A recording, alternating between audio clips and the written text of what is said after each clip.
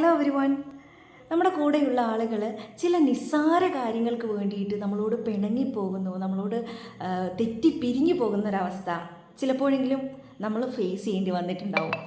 അതേപോലെ തന്നെ ഫാമിലി ലൈഫിലേക്ക് കടക്കുന്ന സമയത്ത് ഹസ്ബൻഡ് വൈഫ് റിലേഷൻഷിപ്പിൽ ഇതേപോലുള്ള അവസരങ്ങൾ നമ്മൾ കണ്ടിട്ടുണ്ടാവും. മറ്റുള്ള ആളുകളിൽ നിന്ന് പറഞ്ഞു കേട്ടിട്ടുണ്ടാവും, ഒരുപക്ഷെ നിങ്ങൾ ഫേസ് ചെയ്തിട്ടുണ്ടാവും. നമുക്കറിയാം എന്താണ് അവിടെ സംഭവിക്കുന്നത്. ഒരാൾ നിങ്ങളുടെ അടുത്ത് വന്നിട്ട് എല്ലാ കാര്യങ്ങൾക്കും യാചിക്കുകയാണ്, റിക്വസ്റ്റ് ചെയ്യുകയാണ്.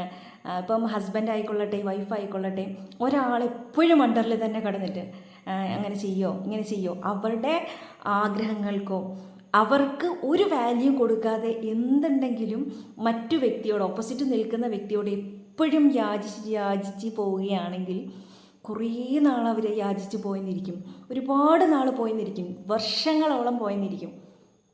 പക്ഷേ അത് പിടിച്ചാൽ കിട്ടാത്ത ഒരവസ്ഥയായി കഴിഞ്ഞു കഴിഞ്ഞാൽ പിന്നീട് അവർക്ക് ആ യാചനയുടെ സ്വരം മാറും.